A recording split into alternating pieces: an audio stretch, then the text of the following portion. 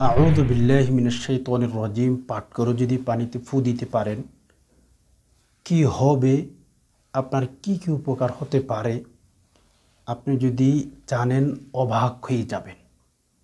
আজকের আমলটি কিন্তু অত্যন্ত গুরুত্বপূর্ণ, কে অমনোযোগী থাকবেন না। আপনার লাইফে যে কোনো সময় প্রয়োজন হতে পারে, প্রতিটি মানুষের লাইফে প্রয়োজন হতে পারে।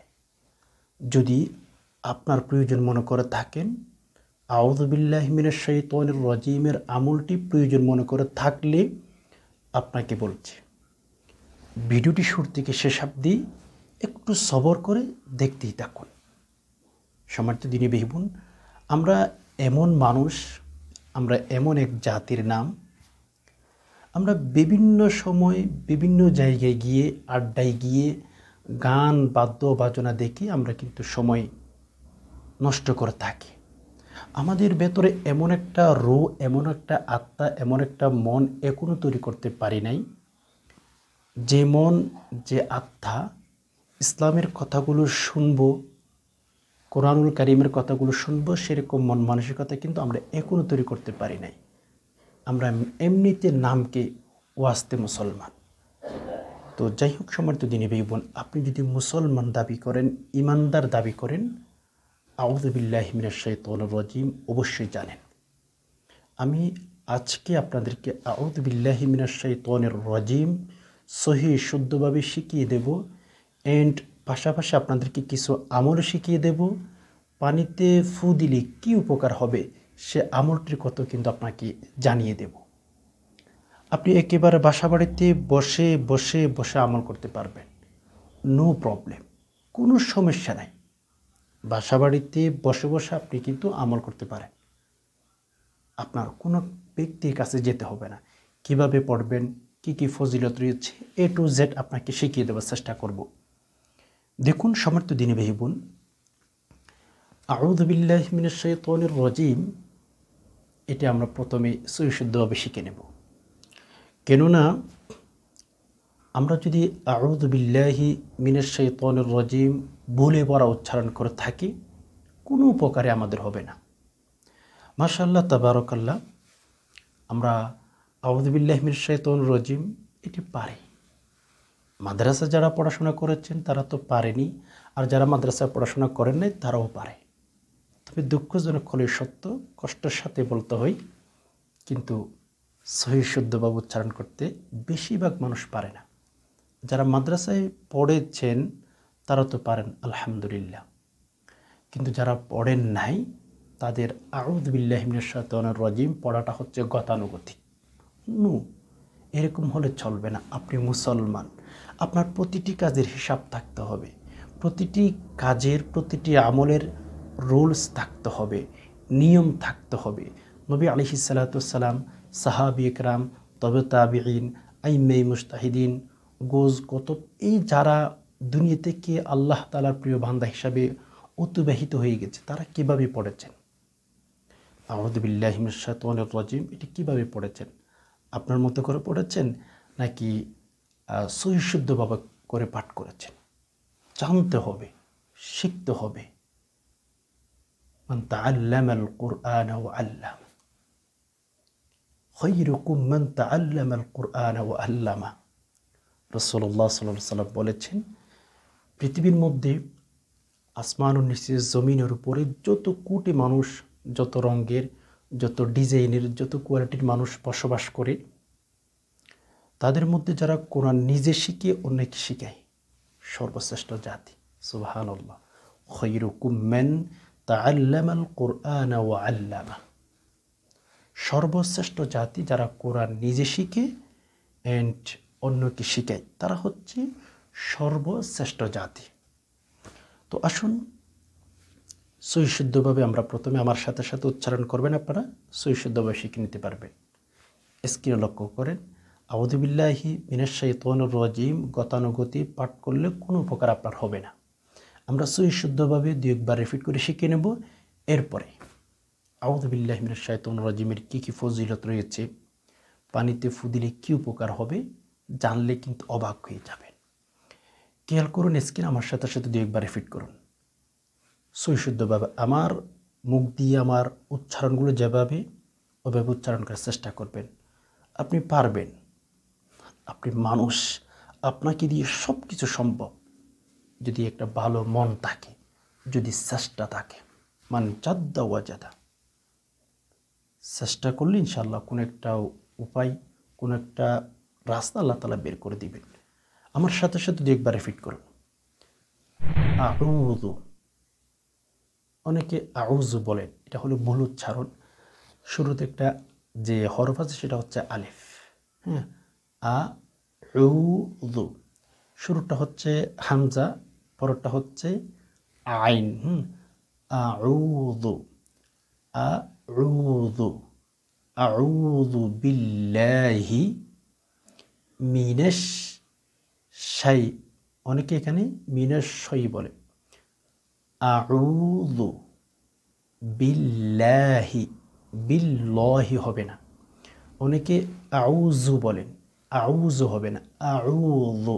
ঠিক আছে, আউযু, জিভের মাথাটা একটু দাঁতের সামনের উপরে দাঁতের আগার সঙ্গে লাগিয়ে দিবেন। আউযু, এরপরে বিল্লাহি, বিল্লাহি হবে না, বিল্লাহি মিনাশ শাইতানির, মিনাশ শাই হবে না, মিনাশ শাইতানির রাজিম, রাজিম হবে না, রাজিম বলেন অনেকে, রাজিম হবে না, র হবে, রজবর র, রজবর রা হবে না, জিম হবে না, জিম, রজিম, রজিম, রজিম। ওকে, আউযু বিল্লাহি, বিল্লাহি মিনাশ তা হবে না, মিনাশ শাই, তা হলে এটা তা হয়ে যাবে উচ্চারণ। এখানে আছে হচ্ছে ত, মিনাশ শাই ত নির রজিম, রজিম হবে না।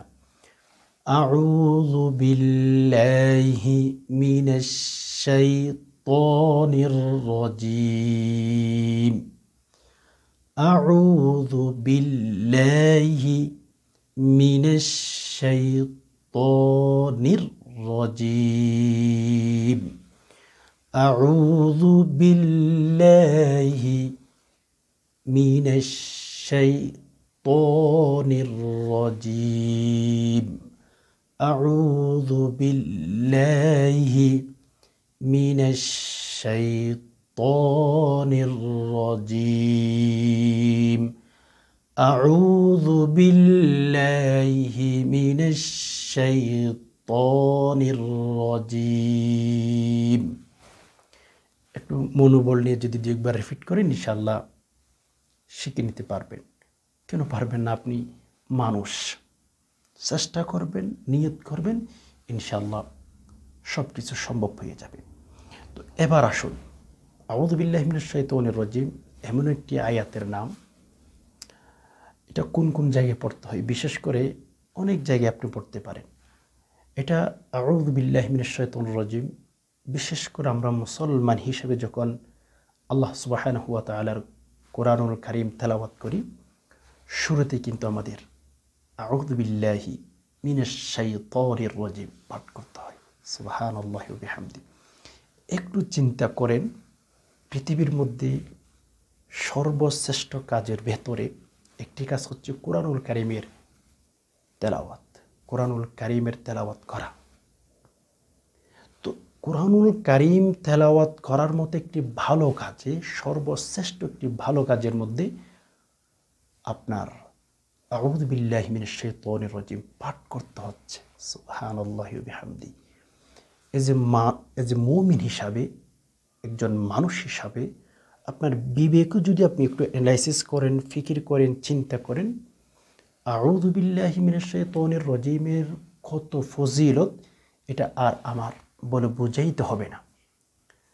কোরআনুল কারীমের মতো একটি সর্বশ্রেষ্ঠ কিতাব, রব্বে কাবার কসম, আপনাকে যদি 100 বছরও সময় দেওয়া হয়, কোরআনুল কারীমের মতো একটি কিতাব আপনি দেখাইতে পারবেন না।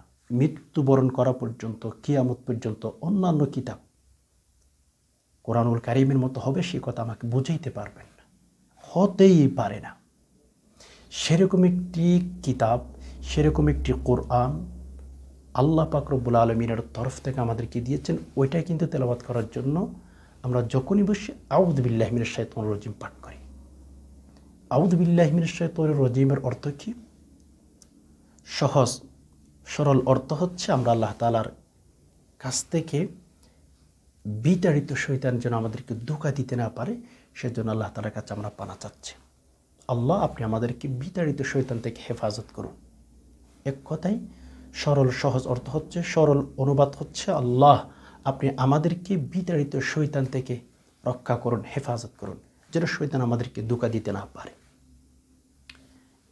বাংলা অনুবাদ, সরল অনুবাদ হচ্ছে এটি যে, হে আল্লাহ, আপনি আমাদেরকে বিতাড়িত শয়তান থেকে হেফাজত করুন, যেন আমাকে ধ্বংস করে দিতে না পারে, যেন আমাদের পেছনে লেগে থাকতে না পারে। খুব চমৎকার অর্থবহ আয়াতটি।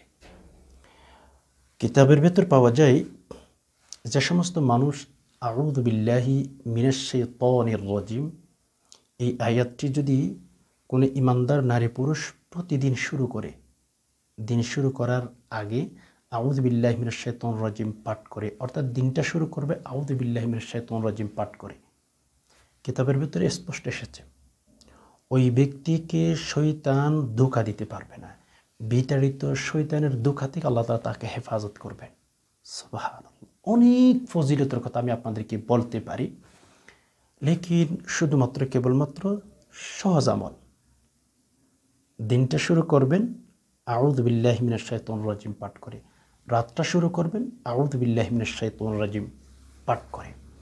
ইনশাআল্লাহ আপনাকে কোনোভাবেই ধোঁকা দিতে পারবে না। এজন্য আপনি যখন দিন শুরু করবেন আউযু বিল্লাহি মিনাশ শাইতানির রাজিম পাঠ করবেন, যখন রাতে ঘুমাইতে যাবেন আউযু বিল্লাহি মিনাশ শাইতানির রাজিম পাঠ করবেন। কি বলতেছেন আল্লাহকে? যে হে আল্লাহ, আপনি আমাকে বিতাড়িত শয়তানের ক্ষতি থেকে বা ধোঁকা থেকে আপনি আমাকে রক্ষা করুন, হেফাজত করুন। তো আপনি যদি প্রতিদিন শুরু করতে পারেন আউযু বিল্লাহি মিনাশ শাইতানির রাজিম পাঠ করে, রাতটা যদি শুরু করতে পারেন আউযু বিল্লাহি মিনাশ শাইতানির রাজিম পাঠ করে, ইনশাআল্লাহ কোনোভাবেই আপনাকে ধোঁকা দিতে পারবে না শয়তান। আর যদি শয়তান আপনাকে ধোঁকা দিতে না পারে, তাহলে মেবি আপনি জান্নাতে যাবেন, অলমোস্ট জান্নাতের মালিক হয়ে গেছেন। শয়তান সবসময় আমাদের পেছনে লেগে আছে যেন আমরা জান্নাতের ভেতরে যেতে না পারি। এছাড়া আউযু বিল্লাহি মিনাশ শাইতানির রাজিমের অনেক অনেক ফজিলত আমি আপনাদেরকে শোনাইতে পারি, বাট আমি সেদিকে যাচ্ছি না। আমাদের আজকের মেন আলোচনা বা মেন আমলের কথা হচ্ছে আউযু বিল্লাহি মিনাশ শাইতানির রাজিম পাঠ করে পানির মধ্যে ফু দিলে কী হয়, অবাক হয়ে যাবেন। আমাদেরকে আল্লাহ তাআলা কত সুন্দর সহজ আমল দিয়েছেন, অথচ আমরা জানি না। দেখেন, আপনি প্রথম নাম্বারে আমলটি করবেন হচ্ছে ফজর নামাজের পরে। আপনি যখন ফজর নামাজ শেষ করেছেন, কিবলামুখী বসা থাকা অবস্থায় 3 বার দুরূদ শরীফ পাঠ করবেন, যে কোনো দুরূদ। বিশেষ করে আমি আপনাকে বলবো, যদি দুরূদ ইব্রাহিম যেটি আমরা নামাজের মধ্যে পাঠ করে থাকি, আল্লাহুম্মা সাল্লি আলা মুহাম্মাদিন ওয়া আলা আলি মুহাম্মাদ কামা সাল্লাইতা আলা ইব্রাহিমা ওয়া আলা আলি ইব্রাহিম ইন্নাকা হামিদুম মাজিদ। আল্লাহুম্মা বারিক আলা মুহাম্মাদিন ওয়া আলা আলি মুহাম্মাদ কামা বারাকতা আলা ইব্রাহিমা ওয়া আলা আলি ইব্রাহিম ইন্নাকা হামিদুম মাজিদ। দুরূদ ইব্রাহিম পাঠ করবেন। যদি না পারেন তাহলে আপনি যে কোনো দুরূদ পাঠ করতে পারেন, নো প্রবলেম। তো দুরূদ ইব্রাহিম 3 বার পাঠ করবেন।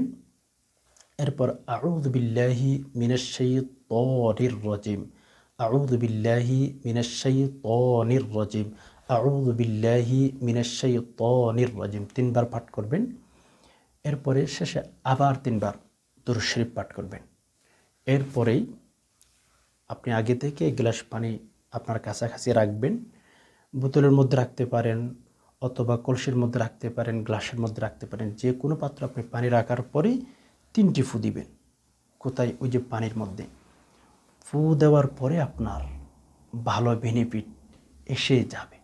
এখনই আমাদের কথা হচ্ছে আউযু বিল্লাহি মিনাশ শাইতানির রাজিম পাঠ করে পানিতে ফু দিলে কী হয়। সুবহানাল্লাহ।